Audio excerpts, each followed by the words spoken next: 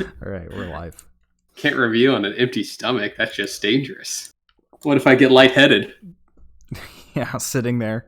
Sitting in my chair. Yeah. But you do anything this Sunday? I cooked some udon to take to my sister because it's her finals week. Oh, yeah. Handmade some udon. That's fun. Did not turn out very good. Have you done that before? No, this was the first time, and I think I worked the dough a bit too hard. So when I was trying to roll it out, it wouldn't roll out. It just kept trying to snap back into the ball form.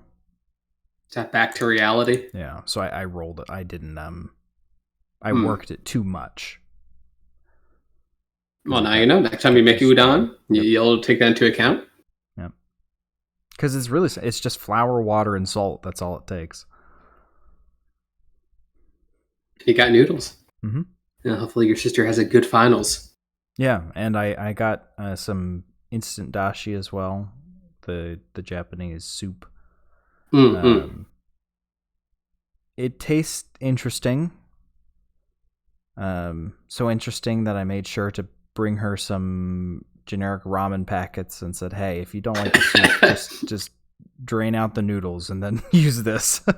Because I don't know if I could eat it. It tasted a little bit like, just kind of like a piggy broth, which wasn't very nice. Yeah, or figgy. Pig, P-I-G. But it's supposed to be fish, so it was like a fishy pig. It wasn't wonderful. Pork and fish. That's not usual. Yeah. Granted, it was combination. A little cold. But even then, if it was hot, maybe you crack an egg or two in there, and I don't know. It just the flavor wasn't doing it for me.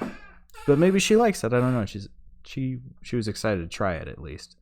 Did she go, "Wow, this looks it looks really good." It's dashi is not spicy, I'll tell you that much. Well, then maybe it tastes really good hot. It definitely did not taste like miso soup, though. Oh, you know what? Well. It didn't taste good because I'm a fucking idiot. I'm supposed to put mirin and soy sauce in it. You did it? Nope. Well. Whoops. I'll do it. It's because I was trying to cook multiple things at the same time. That's my bad. Whoops. No wonder it didn't taste good. I thought I made a ramen. It turns out I actually just gave her uncooked noodles and a raw egg in a bowl. I skipped a couple steps.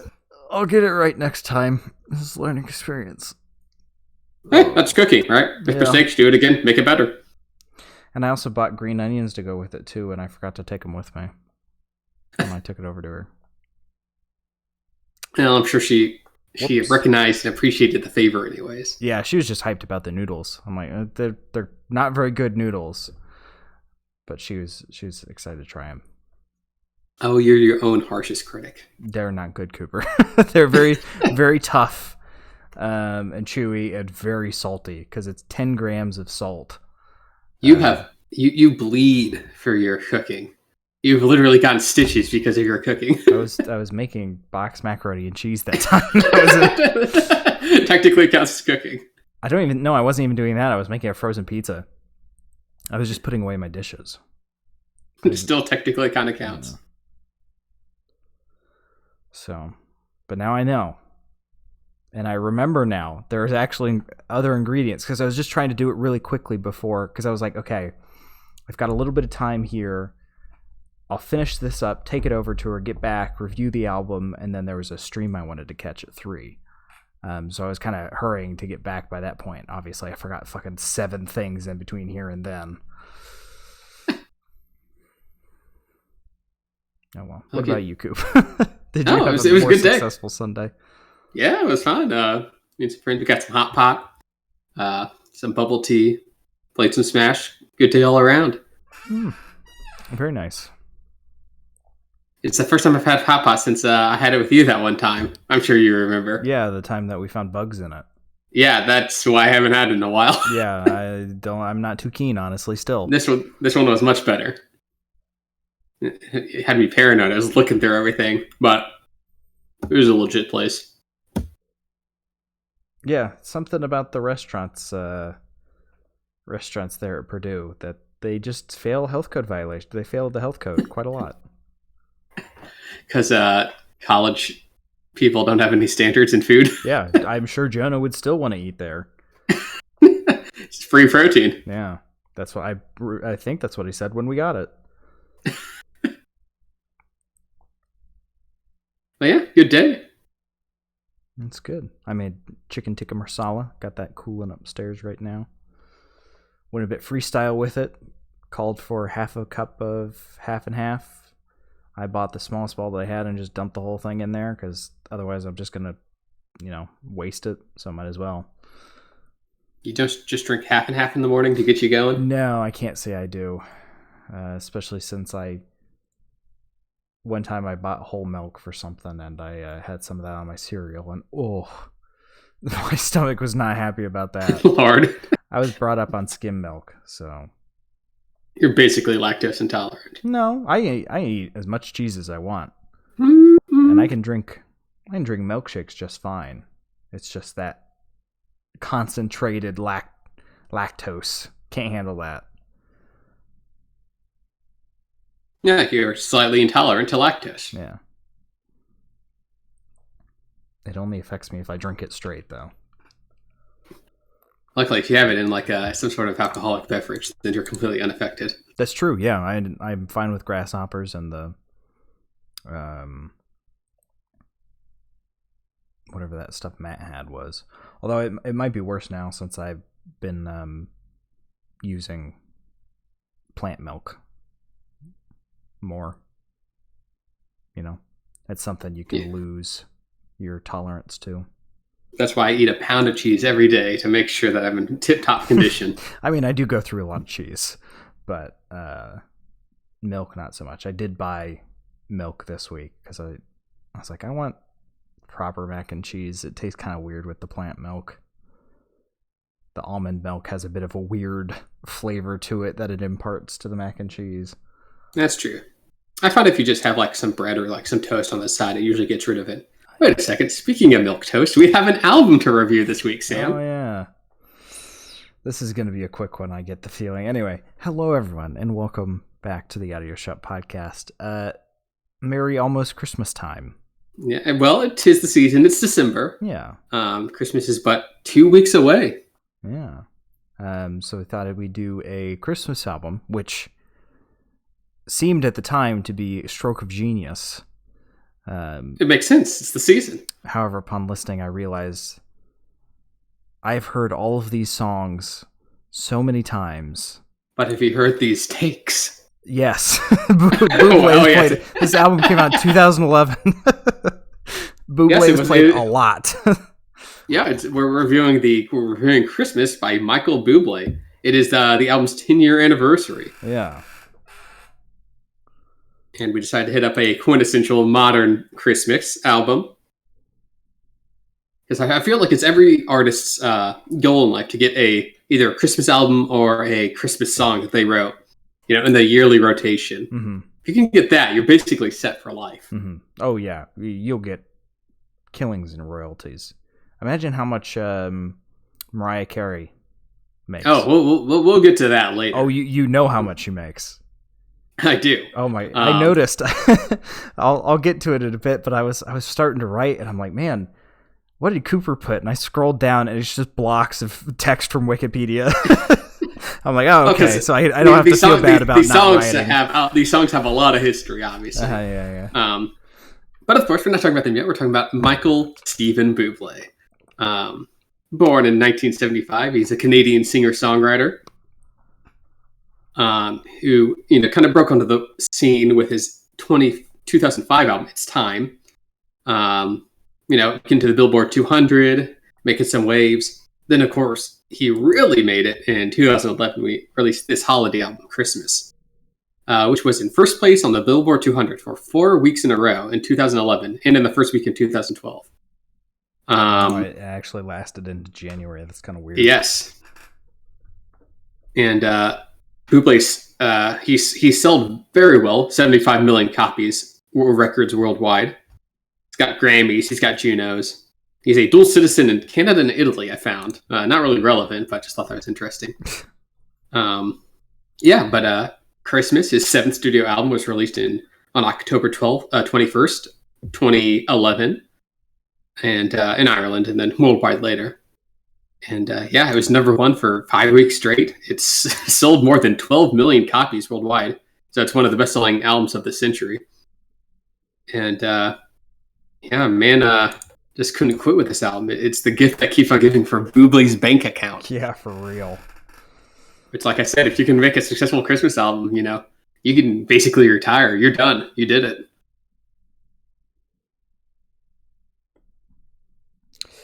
I mean, he's pretty synonymous with Christmas at this point as well.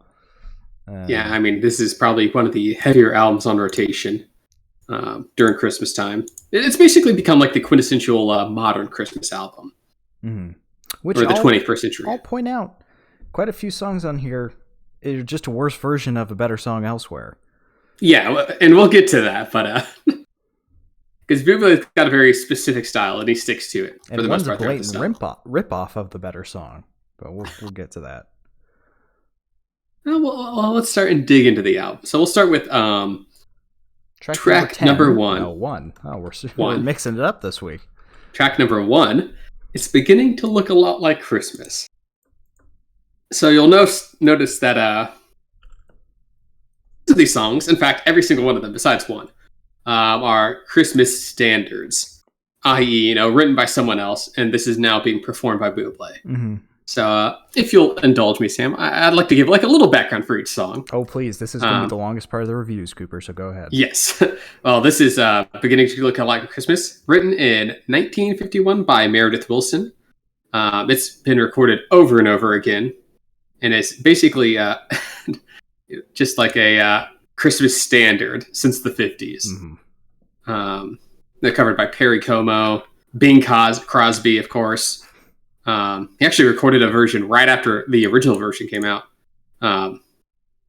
which Bing Crosby is the famous one. Yeah, he's the really good one. You'll also notice that also comes up a lot. The Bing Crosby versions are kind of the standard version for these classic songs. I say this guy, Bublé was basically trying to be Crosby, Sinatra. Modern day, Sinatra, Crosby. Yeah. And I guess in terms of plays, he did it. Yeah. In terms of which one's the better version, though, no, he failed, but... Well, I feel like you're being a little cruel off the bat. Yes, I am. Bublé's not reinventing the wheel here, right? No one's gonna say, listen to this specific Bublé song. They just throw on this album for background Christmas music. Mm-hmm. And I think that goal succeeds. I mean, this instrumentation, like on this song, is very orchestral, wintry, and there's kind of this like running theme of kind of a mellow piano and violin, like smooth lounge style that he goes with. Yeah, he's got. I mean, it was at this point I sat down. I'm like, all right, I know these songs. Start typing out. And I listened to this song and I'm like, this is just going to be all the reviews are going to be, yeah, he has a good voice and that was a Christmas song. Sam, your veneer of professionalism. Yeah. I mean, it has good strings. Of course, he put some fucking glockenspiel in there. Gotta have the glockenspiel. Well, it's Christmas. And they used real brass instead of can, so get points.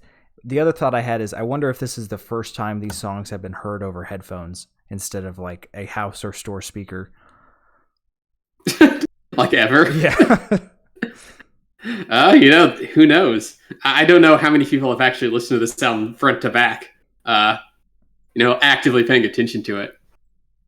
Because what? The goal of Christmas albums is going to be able to like fade into the background of like a Christmas party or something, right? They're not meant to. If you're a psychopath sitting there on a train, listening to Bublé's Christmas by Michael Bublé, it's a little weird. Maybe pick a different album. At least have it on shuffle, please. Don't listen to it. It's not an album. Front to back. That's really weird. Don't do that.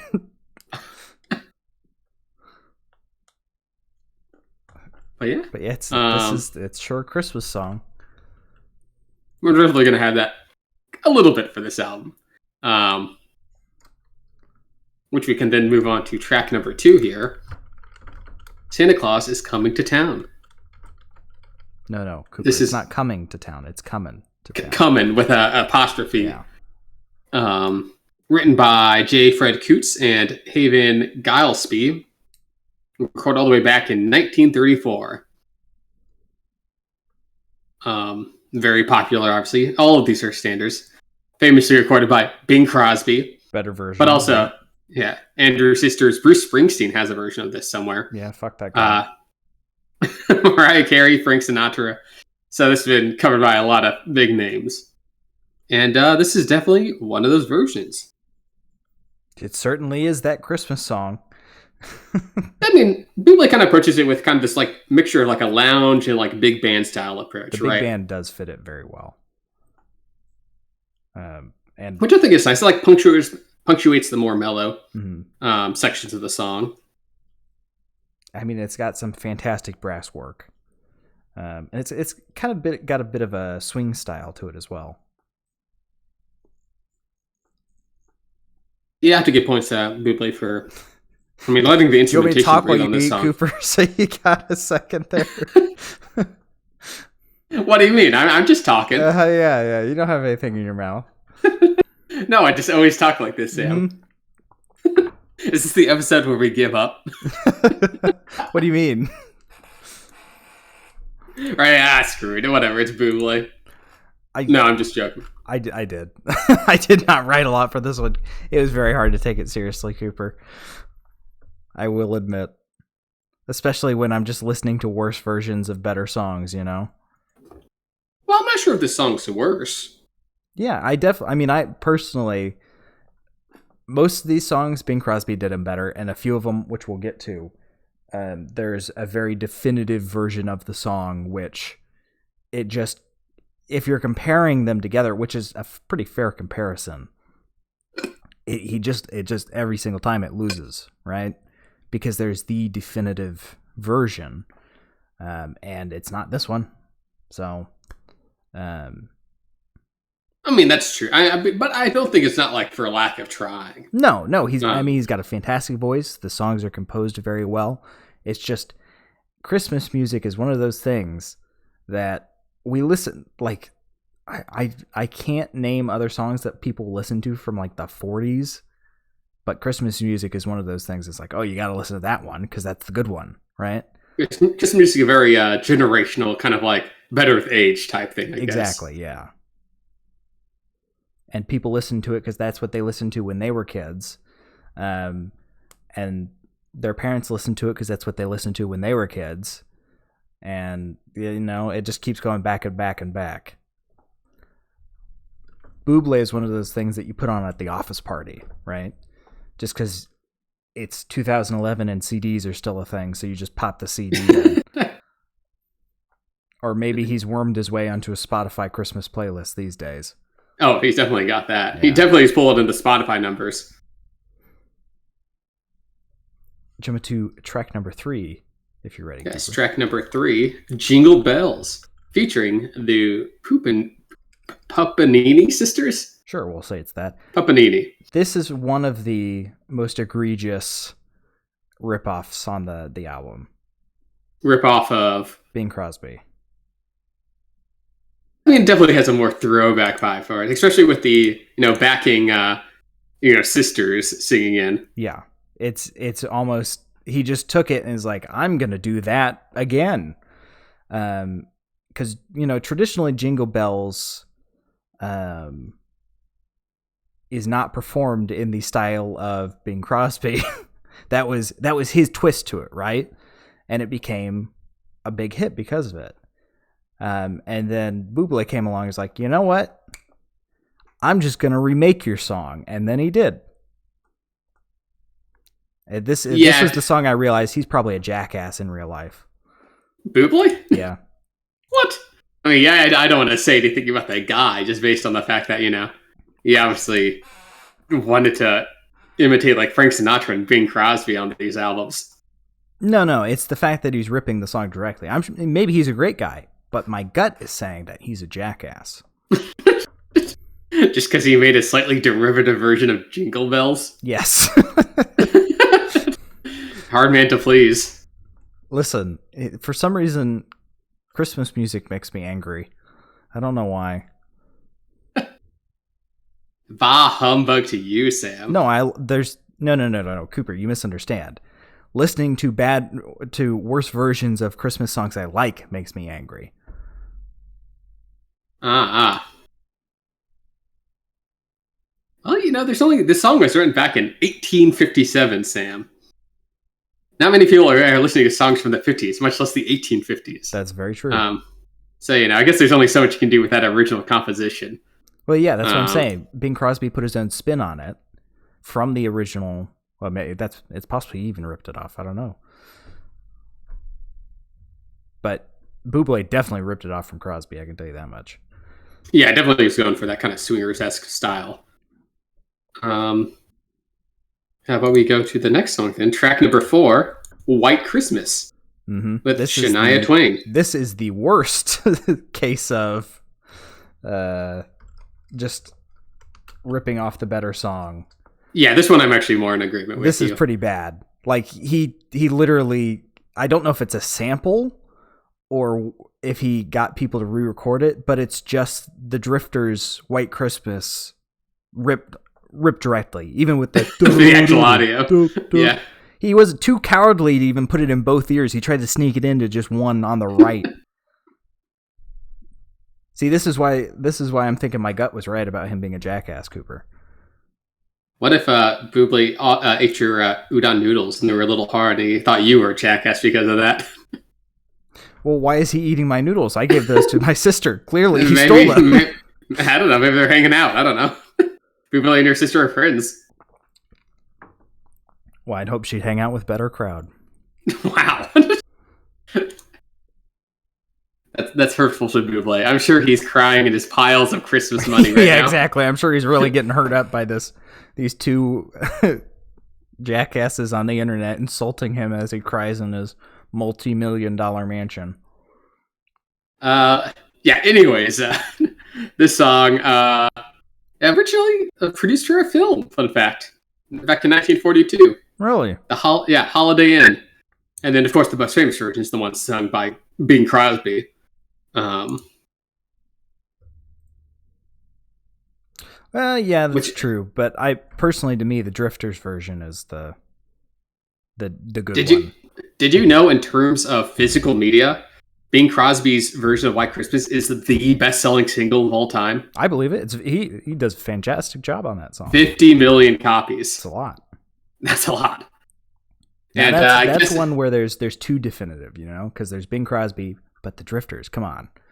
Yeah. And obviously you went with the Drifters on this one, maybe too derivatively. Especially since Shania Twain, I don't think it's much of a substitute for the original, No.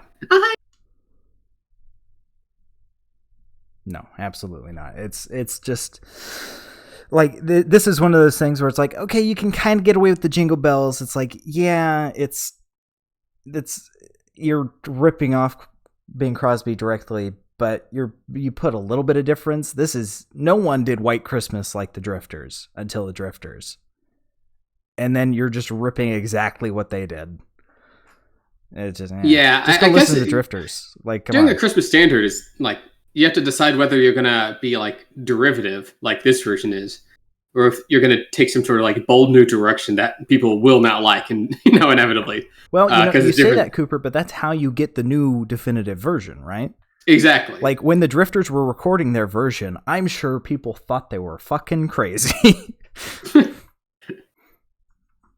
Well, that's the risk, right? You might get something in the rotation, or you might end up, just making trash that no one likes. Mm-hmm. That's the risk of doing a Christmas standard.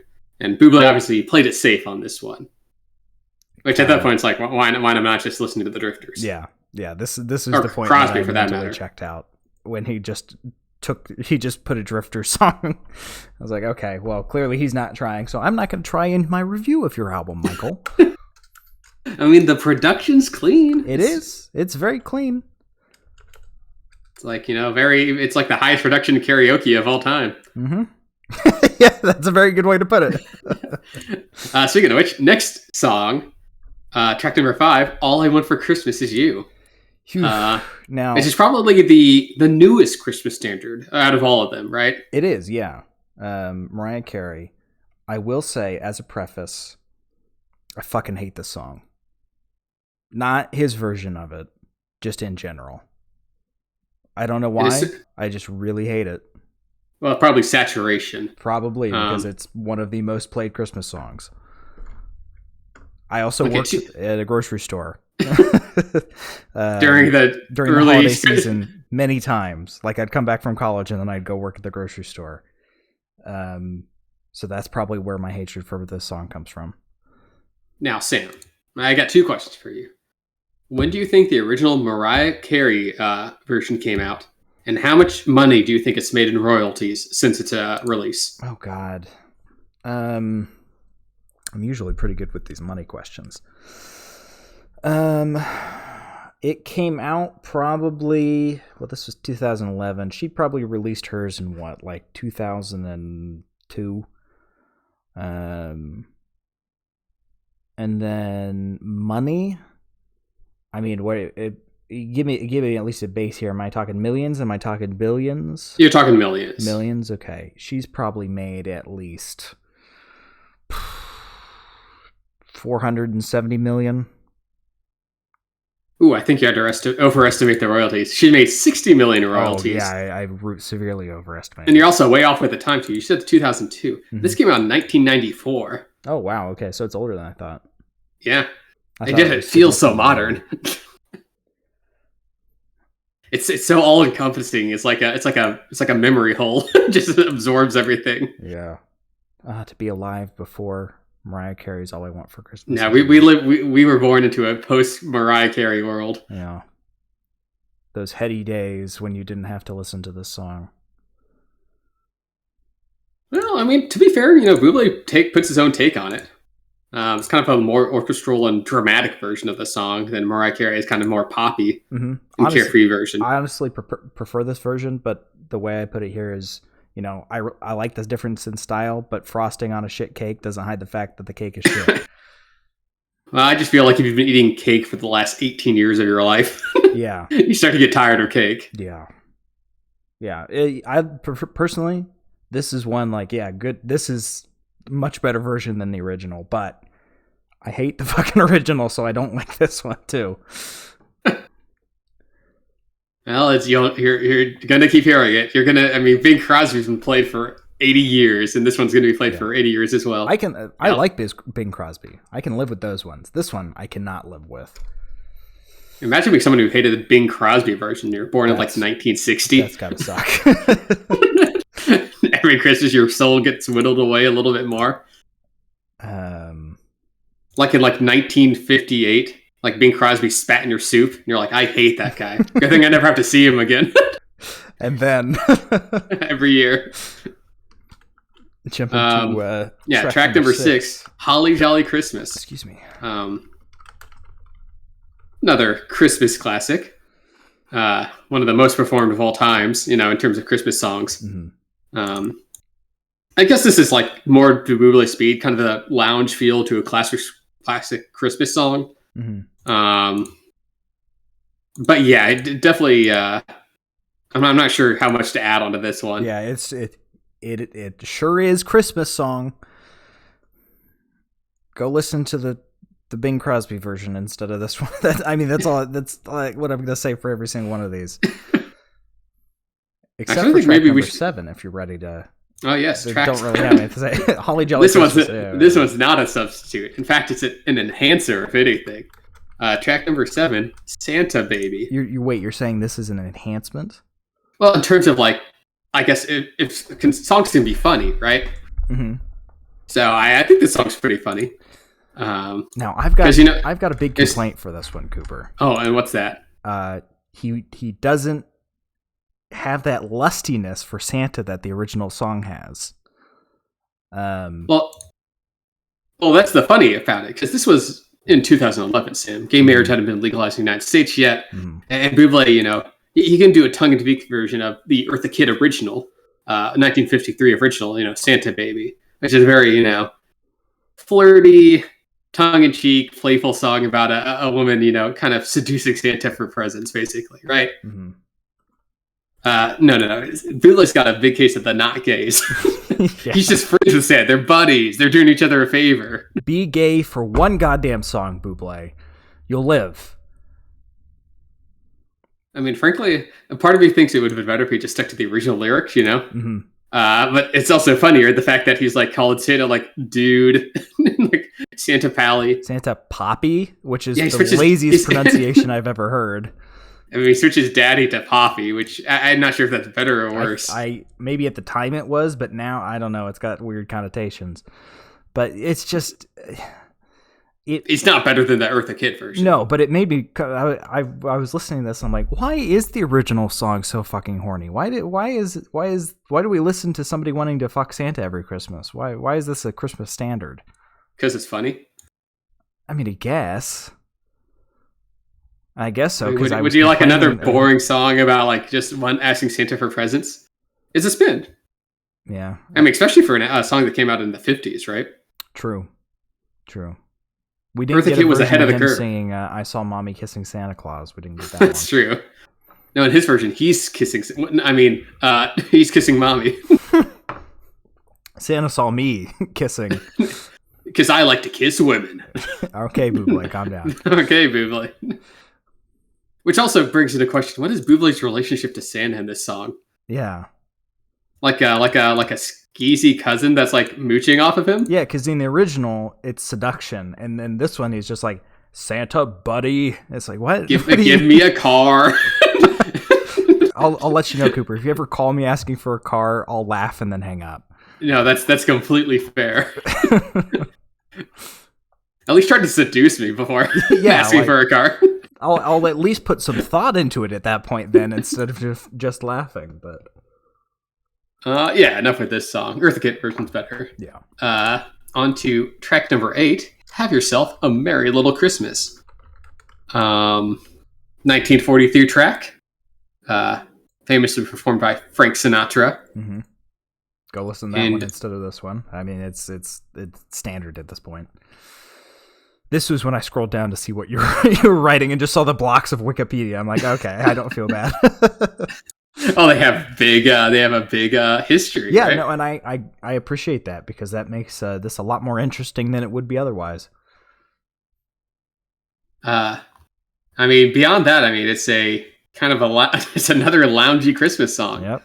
I appreciate the mellow instrumentation on this one. Bublé's voice fits with the lounge sound. I'll give him that. Mm-hmm. I'm not going to say his voice is incredibly versatile or like filled with personality, because it's not. But he's a very competent technical it's white singer. bread. Yes, it's like when you like make a character in a video game, it's like the default voice, right? Mm-hmm. I'm taking cover. So yeah, not too much to say about that one. I do, and this song uses the little brush on the snare drums. You ever seen that? Yes, I have it. It's used here, and I really like how it sounds, and I also really like watching it, because it looks like somebody pretending to know how to play an instrument, but it doesn't look like they're properly playing an instrument. Like they put him next to the drum set and they found a little brush. And they're like, okay, so this is used for something. Yeah, and then they just start rubbing it on the drum and occasionally like hit it. And if you didn't have any sound, you'd be looking at them and like, what the fuck is this guy doing? That's not how you play a drum. But it sounds really good, and because that's how snare drums work. But it just amuses me. I remember when I was in band, and anytime those would come out, I was just loved watching them play with the little brush, because it just looks so fucking stupid. But it sounds good. Yeah, it's a fantastic sound. Really gives you that lounge feel, which obviously he was going for. Mm-hmm. Yeah, I'm good with that one. Track number 9, Christmas. Track number 9, or Baby Please Come Home. I will say, the original version, sung by Darlene Love, you had to have big balls to name your Christmas song Christmas. Mm-hmm. That's, you think that'd get lost, but hey, it became a standard. Um, It's very bombastic. I'll give it that. yeah, it's a bombastic song. The original is bombastic. I don't think it really holds a candle to the original because Bublé's voice doesn't really carry the energy or vocal strength of Love's original. Mm-mm. It works better. His voice works better in like the low key lounge versions, but this one where it's like got a lot of energy and like oomph behind it, it comes off as like kind of a flat tire. Yeah, the only benefit to this one is there's less singing in it and more band. Yeah, I mean, whoever band Bublé got for this album, does a fantastic job. Oh yeah, love the big band. Probably would have been a better version without him on this song. Just a nice, honestly, a nice instrumental. Mm-hmm. I'm sure there's 1,000 of those. But oh yeah. But if you're listening to a Christmas album in its entirety, it'd be nice to have an instrumental.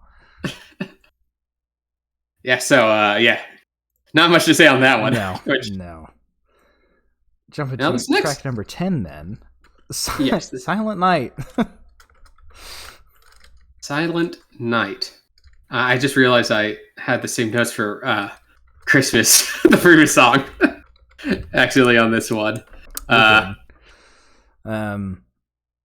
Again, it's just a shit version. I really like that opera one. I don't even know. It's probably Bing Crosby or Frank Sinatra. I don't even know who sings it.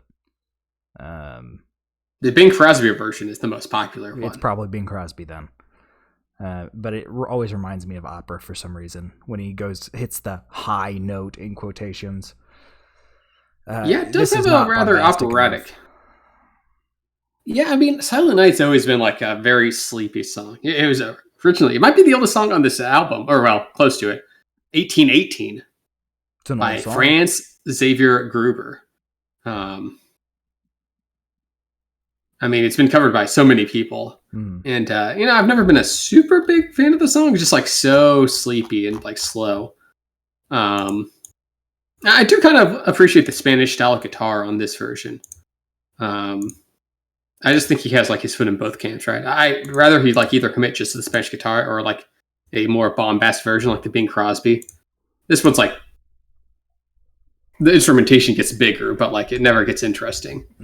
Unless you like child choirs. Yeah, it's not very good. No, in fact, Sam actually sang in this child choir for Bublé's album. No. He would have been 27 at the time. In 2011? How old am I now? Yeah. Why am I doing this? Jump to track number 11 then. Track number 11, Blue Christmas. An Elvis song. And honestly, just go listen to the Elvis version. I'll give Bublé points for doing something different on this one. I mean, he goes for like a New Orleans Mardi Gras style, like, very Southern like spin on it. It's definitely different than the original version. It's different. I like you were talking about before. I don't think the direction he went with it though was terribly great. The swing is not super good for this version, for this song. It kind of works. I don't think Bublé's voice necessarily, matches the Louisiana stylings. Yeah. But it's got great instrumentation. You gotta love that mute trumpet, right? Yeah, I love some muted trumpet. It's just, I don't know, this one didn't work for me, I mean, I give points for something original, at the very least. Yeah. Speaking of original, isn't 12 his Christmas song? Oh, yes, track number 12, Cold December Night, is his, every Christmas album gets one, is their Christmas original. One that they hope they get in the rotation so they can get that All I Want for Christmas money. Mm-hmm. Now, and this is to put you a Bublé original. To put you in the mood for this one, you're a fan of bread, wouldn't you say, Cooper? I eat it all the time. Like a nice toasted piece of garlic bread with a little bit of salt sprinkled on it. Ooh, don't get me too hungry. I'll start eating again. Okay, now imagine a stale piece of white bread that's frozen. It feels like it'd get the job done. No, very stale. Like this thing has been sitting in with the cookies. It's hard as a rock. Then you put it outside and froze it. And then you tried to bite into it. That's this song. It's not very good. I think you're being a little mean. This is definitely forgettable. I'm not saying it's like a good song, but you're making it sound like it's actively bad. That's a good point. It's not actively bad because I don't even remember what it sounds like at this point. Yeah, if the point of a Christmas song is to like to be an earworm and like make you want to be like, oh, hey, it's that song. I could not pick this song out of a lineup. I've written notes about it. I guess it matches Bublé's vocal stylings, i.e., it's kind of just lacks taste and personality. Again, it sounds like I'm dunking on him. It's not like it's a bad song. It's got fine production behind it. But it's got this kind of just warm tones with pop rock.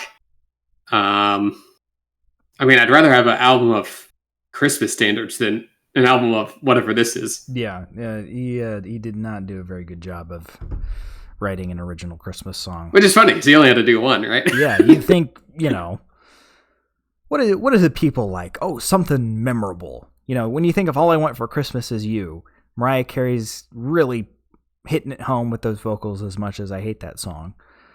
But then there's this one, which is just kind of there. And just kind of like, all right, here you go. And like, oh, cool, Bublé. Swipe it off the table and go back to listen to Bing Crosby, I don't think it's the Bing Crosby version of this song. No, rightfully so. Jump into track number 13. Yes, track number 13, I'll Be Home for Christmas. Another Bing Crosby classic, recorded in 1943. Mm-hmm. Go listen to that one. That was actually, maybe we should review the Bing Crosby album. Yeah, maybe we should do that next week for an actual... Because to let you into our thought process, we thought we'd do one modern Christmas album, one classic. Yeah. And all of them just seem to come back to Bing. Yeah. There was one I wanted to do, but again, I think it's again a situation if it's a more modern one. Being adjacent. No, I'll have to look it up and tell you what it is. I just remember it was the standard disc that my parents would put on for Christmas. But yeah, I mean, this sure is a Christmas song. Yeah, I mean, it's we brought the Spanish guitar back. That's fun. Yeah. More of that lounge sound. Yeah, it's what he does. I mean, he's not bad at it. No, but I just go listen to the better one, That's the issue you run when you make your Christmas album. It's like, yeah, sure, you did the song. It's the classic song, but somebody else did it 50 times better than you, so why am I sitting here listening to your version? Oh, it's the great risks, great rewards, Sam. That's a good point. You get your Mariah Carey and you're set for life. Or, you either make something forgettable or something that people, some weird off-brand version that no one wants to listen to. Yeah. Yeah, I mean, honestly, he probably got really lucky with Cold December Night. Because if it had just been worse, I bet he would not be as synonymous with Christmas as he is now. Why is he synonymous with Christmas? Just because he's got a deep voice and he can sing like Bing Crosby? I think it's literally just this album. I mean, he managed to make one that people were like, oh, okay. They haven't uploaded Bing Crosby to YouTube yet, and his was new. It's the one that you could buy on CD from Target, at the time. Jump into track number 14. Speaking of that sure is Christmas music. I don't think this is Christmas music. Ave Maria. Yeah, it's a Franz Schubert composition, 1825. Is this a Christmas song? No, it's a Hail Mary song. Yeah. See, in my mind, this is what plays when someone is falling to their death in slow motion. So I'm not sure why this is included on a Christmas album. I mean, I guess it's like, it's got a bit of gravitas. I think it was in the Fantasia movie, right? After Night on Bald Mountain, which takes place on Christmas or something. I think it's got some sort of loose Christmas connections. I don't remember Ave Maria being in Fantasia, but it's been a long time. Or something approaching that. Yeah, I mean, it's got a I'm not gonna say like doesn't fit. It's like an old timey Latin piece. Yeah, but It's he very also like doesn't sing it very well because originally the piece is written for a woman with a very high voice. yes, and which obviously Bublé's got more of a lower He's kind of got register. the opposite of that. And again, I feel like it's a song that kind of invokes a lot of emotion, right? In the singer, Uh-huh. it's very got a holy disposition, and a lot of emotion behind that in history. And Bublé's vocals do not carry that. No, he's sipping a whiskey and smoking a cigar. Yeah. At least he didn't put this after Santa Buddy. Santa Buddy. But he did put it before Feliz Navidad. Yeah. So. Yeah, he did. Let's go talk about that one now, I guess. Yeah, track number 15, the final track on the album.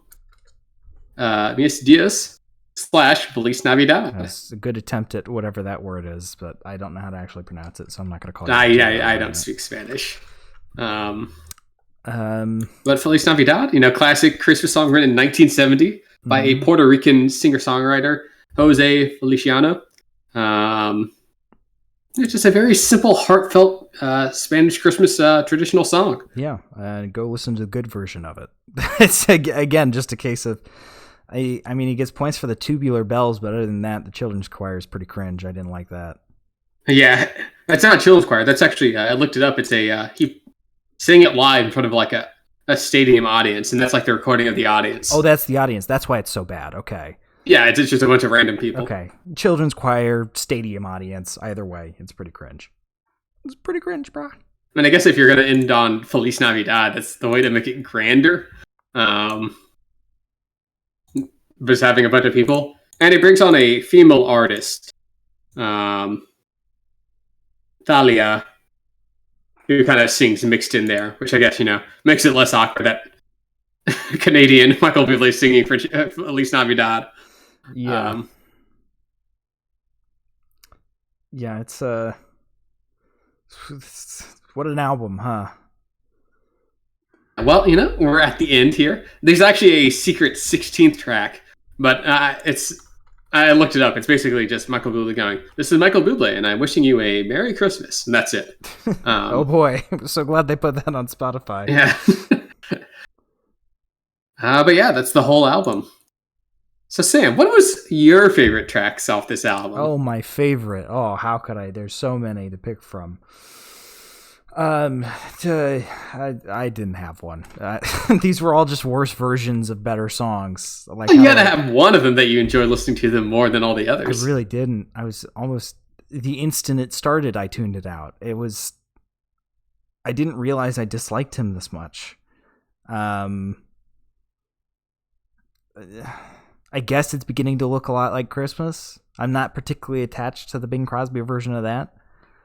It's a lot better, but sure. Maybe, actually, probably Santa Claus is Coming to Town. Because it's got the big band brass. We'll go with that one. What about you? Yeah, I liked It's Beginning to Look a Lot Like Christmas. And maybe I just wasn't sick of his sound before there. I think that's probably closer to the case. And I also liked Blue Christmas. I thought it was an interesting take with kind of the Louisiana, Mardi Gras sound going there. Something original tossed in that I thought kind of set it apart from the, Elvis Presley version. Yeah, I just didn't like. I didn't like it. I don't know why. I wanted Elvis, I think is what it was. All right, well then, what's your least favorite track, Sam? That has almost certainly got to be All I Want for Christmas Is You. Just because I really freaking hate that song. But excluding the original hate from the song coming into that, probably White Christmas, since he just straight rips off the better version. No, that's fair. It's just too derivative. Yeah. I mean, he took the thing that they did to make it unique just directly. Just like, yoink, that's mine now.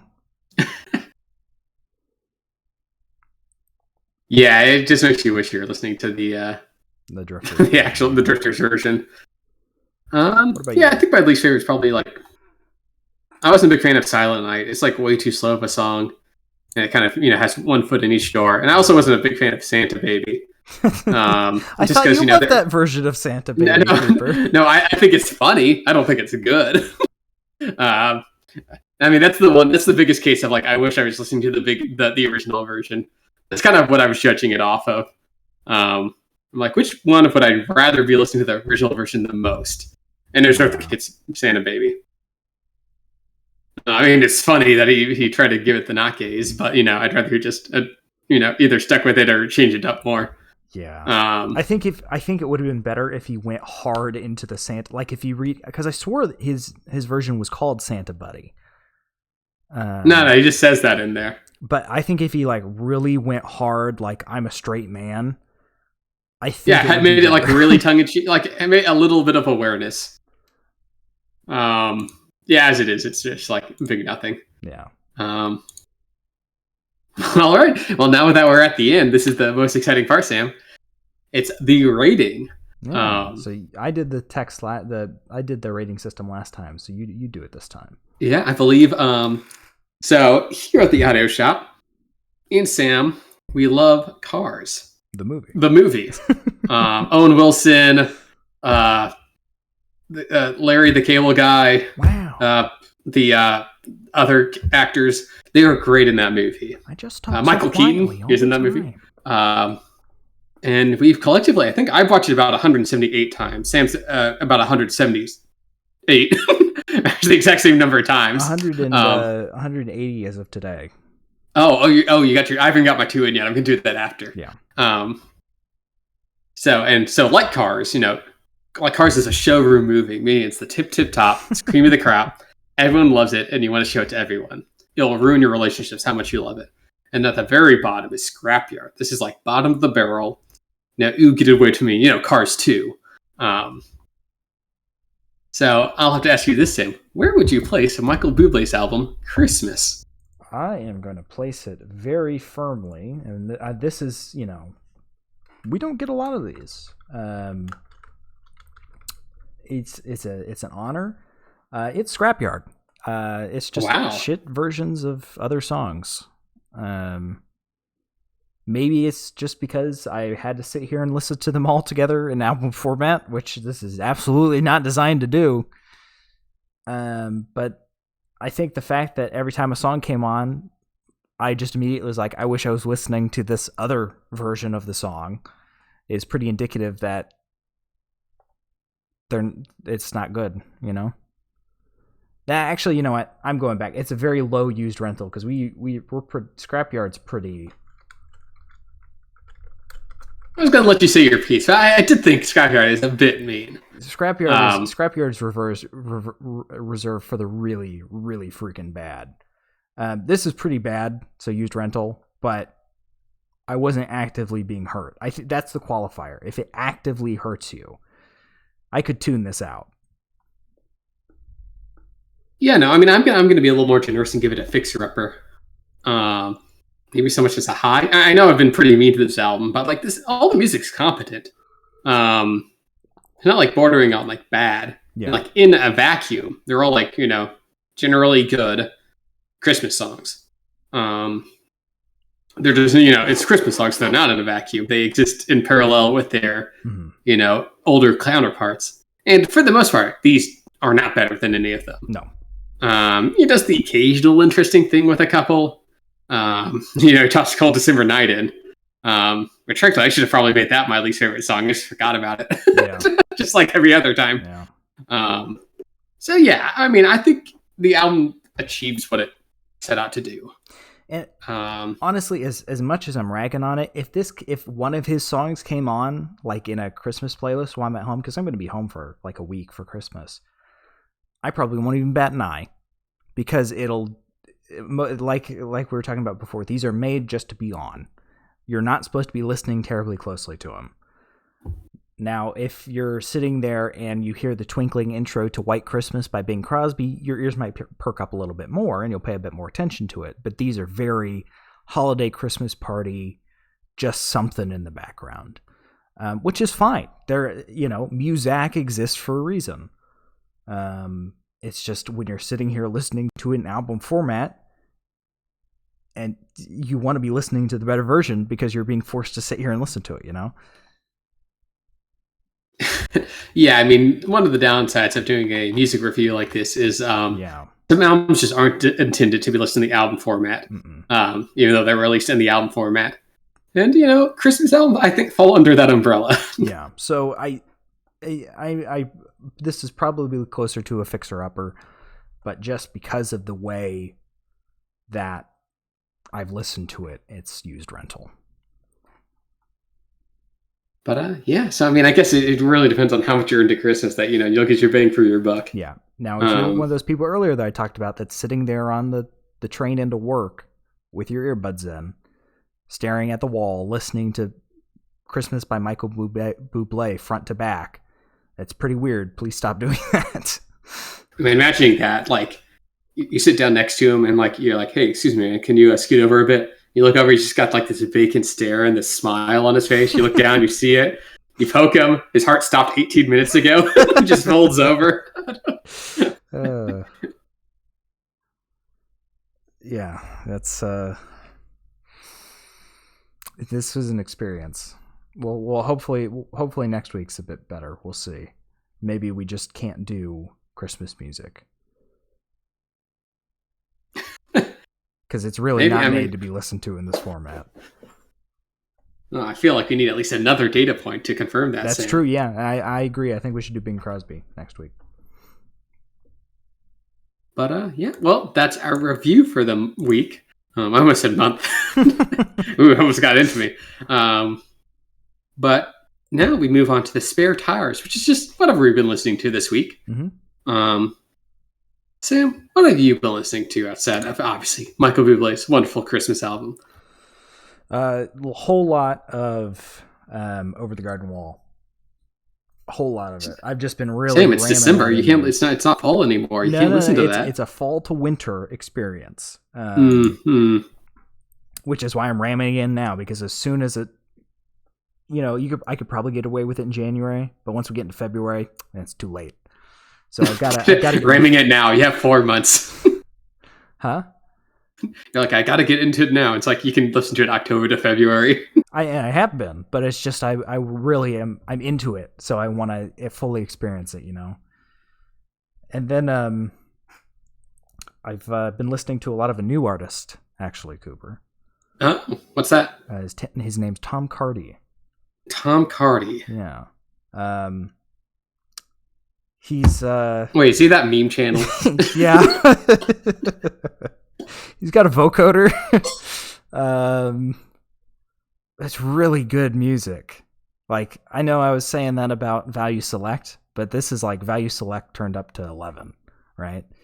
Probably just because this guy's got a lot more money for equipment is what it is. Because he's got a lot of expensive equipment. But holy crap, his use of vocoder, oh, it's just everything I want. Heavy synth, heavy vocoder. It's just, ooh, so nice.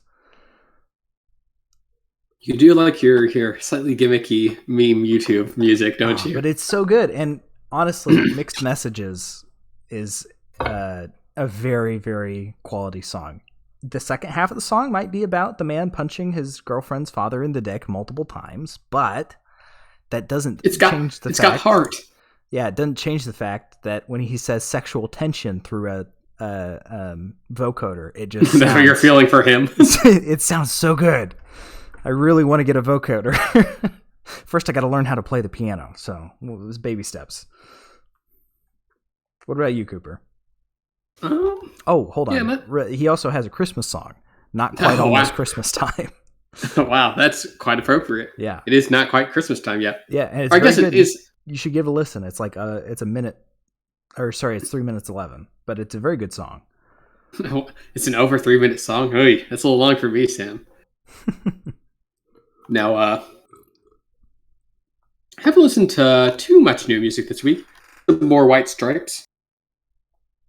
Found this new artist called Mac Homie that I quite like. That a friend showed me. But yeah, beyond that, it was actually kind of low-key or scarce in the new music frame. I've kind of been very backwards looking these last couple of weeks. Until, you know, some of my top songs of 2021. getting retrospective because we're at the end of the year, Sam. We are, yeah. We've got what, 2.5 weeks more, 3 weeks before 2022, and we've been doing this podcast since 2019. Honestly, it feels weird. We haven't done as many this year. This year, in particular, was a bit slow, but you've been moving a hell of a lot this year. Slower, but still moving. Yeah, because you've moved twice this year, haven't you? Yes. That's pretty rough. So that certainly, don't worry, it's not like we're in the middle of something that would make moving more difficult. No, not at all. Extremely stressful compared to the normal extremely stressful. Yeah. You could think that's not true. No, but yeah, I feel like we've been doing good enough numbers, and we'll be doing better numbers in 2022. Yeah. Well, the first show of the year should be a look back, I think. Yeah, we'll of course spend the first couple of months reviewing Michael Bublé's albums. Hold on, that's doing a complete not listen. What I meant. No, yeah, we'll do our year in review, I believe, beginning of January. Yeah. Although I think sometimes we do that the week before Christmas, but I think we should do... Why haven't we done Christmas music up till now? I guess we just didn't think about it. Yeah, I guess, Well, because, maybe in our back of our minds, we knew this is what would happen. But the other thing was, when we were in school, finals were around this time. Yes, finals would come up, so didn't put you much in a Christmassy mood. Mm-mm. But, we'll do our year in review going to 2022. I think that makes sense. Yeah. But you've done all your reviews. Yeah, and keep it going. But yeah. If you've liked what you've heard and you're listening now, you scroll down and there's a little picture of Jeff Lynne. He's the guy with the aviators on. I'll take you over to YouTube where all of our past episodes, minus the one Supertramp, we'll have to do another Supertramp review so I can stop saying that, are, and you can listen to them there. They're up there in their entirety. And if you're listening on YouTube and you like what you hear, you can join us live Sundays at 8 p.m. Eastern, 7 p.m. Central. 6 p.m. Pacific. That's not. No, it's 5 p.m. Pacific. There's Mountain Time. 5 p.m. Pacific. Sorry. And yell at us in the chat and make fun of us. And if you say something mean enough, maybe we'll cry on air. It's a possibility. Yeah, it could happen. Hasn't happened yet. And if you want to leave a suggestion, we got a suggestion box. We touched it once in the last year. So maybe don't be too eager. And maybe one day we'll touch it again. Yeah. We had some scarring experiences from it, so we're a little wary of it, but one day we'll learn to love again. And where can they find what we're listening to next, Cooper? You can always follow us at Audio Shop 14, the Audio Shop podcast. We're on Twitter. We'll let you know what we're listening to and when we're listening to it, so you can get out ahead of time if you want to give it a good listen. If you want to be the creep on the train listening through an entire Bublé album, if you join us. Person on the train, I'm sorry, I don't mean to call you a creep, but it is kind of weird. We did it, so Yeah. What's it say about us? No, I did it. I did it in my windowless basement, staring at a computer screen. That makes it much less creepy. Yes. And then also let you know if something comes up where we have to cancel, because we have lives. This isn't our job. Yeah. Sometimes Bublé comes over and we have to host. Yeah. Bublé's going to come knocking on your door, Sam. He's going to say, your udon noodles were delicious. Thank you so much. You're a great guy. I'm going to go home and listen to your podcast on YouTube now. I can't wait to hear the rave reviews. You'll feel bad because you're so mean to him. Honestly, I won't feel bad. I'll probably actually be scared because he'll know where I live. I think that's what the only train of thought that would happen there. I wouldn't be worried about hurting his feelings. You look out your window. Look out your window, and you're just sitting in your car, breaks out the laptop, and really starts watching it, just sitting in front of your house. I'd honestly probably be more scared than anything else. It's like, what am I going to do? Like, he knows where I live, and I talk shit about him online, and he could probably kill me and get away with it, Walks right through your window. Yeah. Like, sure, maybe he'll go to jail, but maybe he won't. I don't know. He's got that Christmas money. He's got money, yeah. All right. let's end this before it gets too weird. So thank you all so much for listening, and we will see you next time. See you later, shoppies. See ya.